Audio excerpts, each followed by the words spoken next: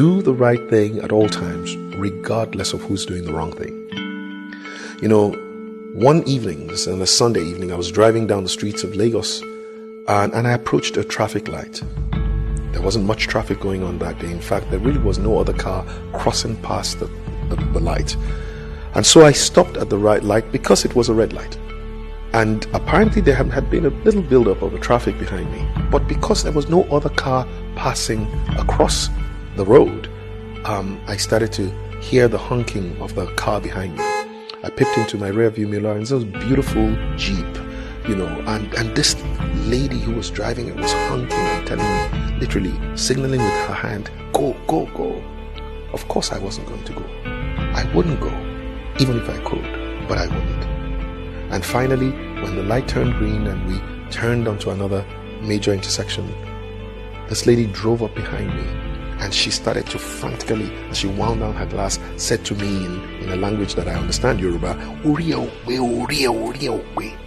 And she was just saying to me, you are mad, you are crazy, for essentially stopping at a red light. What the lady didn't realize is that I am a commissioned officer of the Nigerian police force.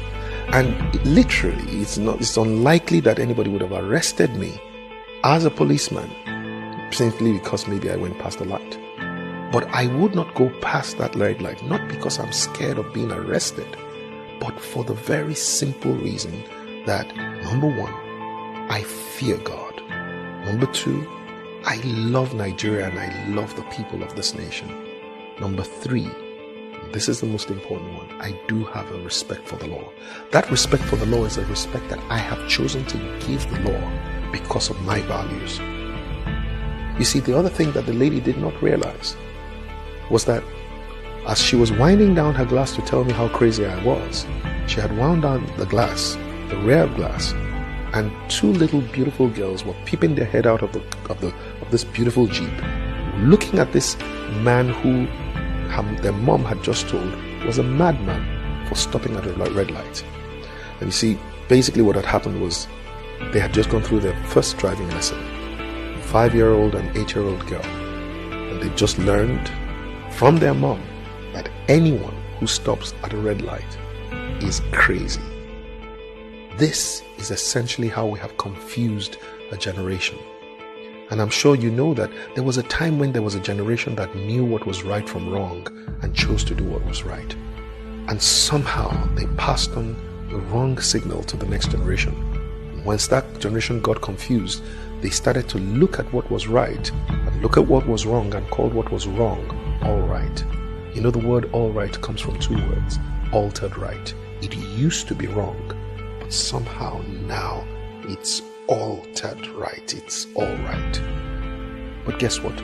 We have now come to another generation, and I think they are the most confused.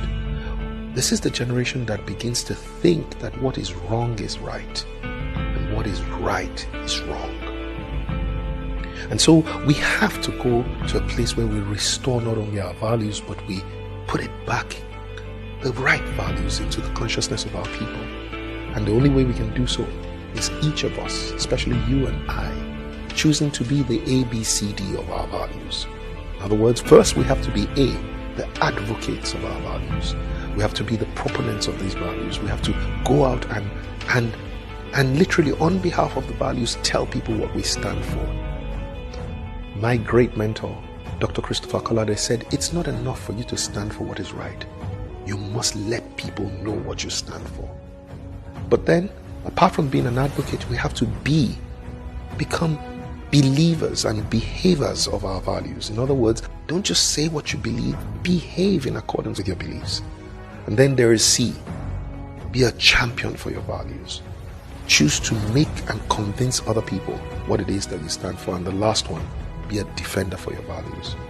You know, you have to defend your values. Every time your values are violated, stand up for your values. You're standing on a queue and somebody else wants to go past that queue, say something. Don't just say Nigerians. No, say something. Insist that your values, the right values, must also be defended. And this is how we will put the right values back into the consciousness of our nation.